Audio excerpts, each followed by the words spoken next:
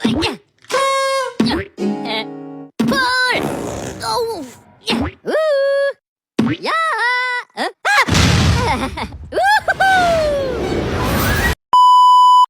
dia kelompok 4 filsafat pendidikan Islam.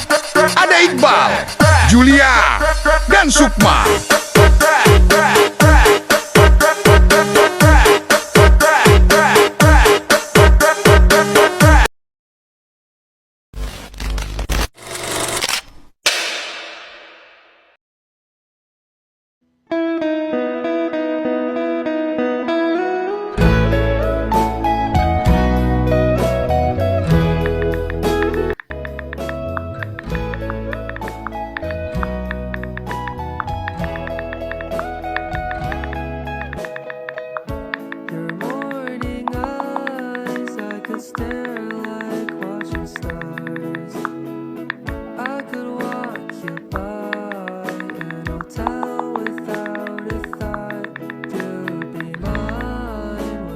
Bismillahirrahmanirrahim. Assalamualaikum warahmatullahi wabarakatuh.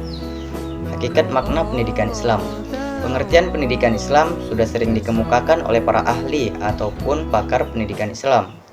Menurut Ibnu Maskawih, pendidikan Islam bertujuan pada dua aspek, yaitu manusia dan akhlaknya. Pendidikan akhlak dan dalam pandangan Ibnu Maskawih menghendaki terwujudnya sikap yang muncul secara spontan dari manusia yang melahirkan perbuatan yang bernilai baik guna memperoleh kebahagiaan dan kesempurnaan hidup. Senada dengan Ibnu Maskawih, ahli pendidikan Islam lain seperti Al-Qabisi juga menekankan pendidikan Islam itu kepada akhlak. Namun yang menjadi penekanan dalam definisi Al-Qabisi bahwa pendidikan tersebut juga harus menumbuhkan rasa cinta terhadap agama yang terlihat dari segala tingkah lakunya berdasarkan nilai-nilai agama tersebut.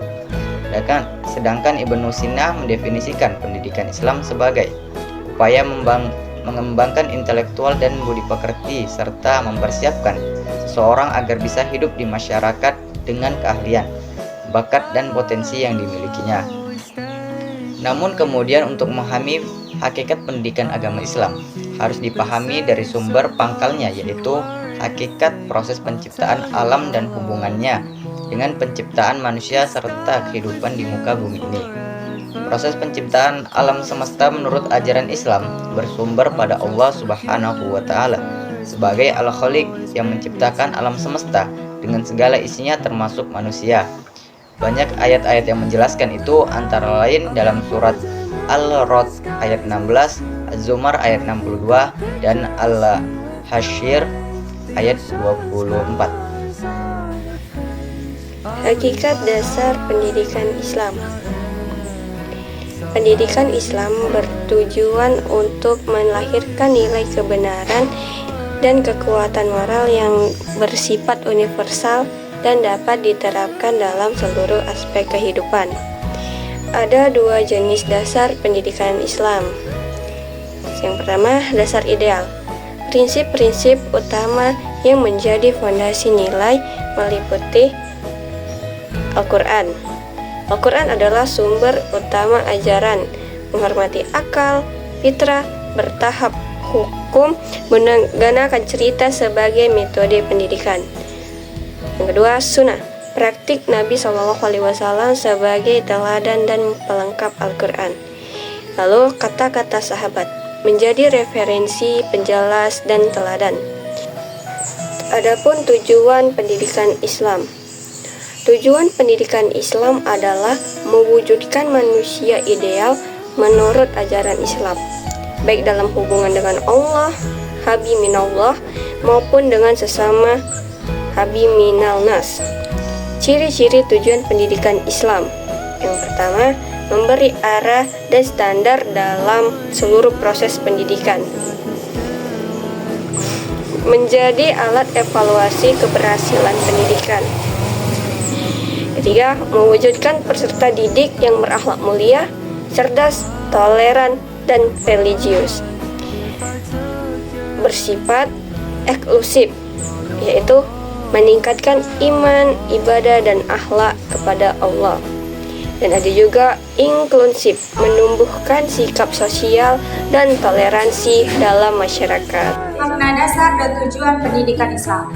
Dalam Perundang-undangan Sistem Pendidikan Nomor 20 Tahun 2003 Bab 1 Pasal 1 menegaskan bahwa pendidikan adalah suasana belajar dan proses pembelajaran yang menciptakan peserta didik mampu dalam mengendalikan dirinya, akhlaknya, kecerdasannya, serta keterampilannya baik di masyarakat, negara maupun di bangsa.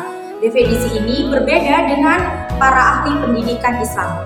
Pasal 3 menjelaskan tentang fungsi dan tujuan pendidikan nasional yang mampu mewujudkan dan mengembangkan watak peserta didiknya. Di nomor 30 tentang pendidikan Islam sama dengan pendidikan nasional. Mengapa demikian? Karena di nomor 30 dijelaskan bahwa pendidikan ini berfungsi untuk mewujudkan peserta didik yang dapat tidak hanya diajarkan di wawasannya saja, tetapi juga dengan ajaran-ajaran atau nilai-nilai agama lainnya. Tujuan ini, pendidikan keagamaan ini bertujuan untuk menciptakan generasi peserta didik yang tidak hanya berpikir kritis, inovatif, dinamis, memiliki wawasan yang luas, tetapi juga dengan ajaran-ajarannya yang luas.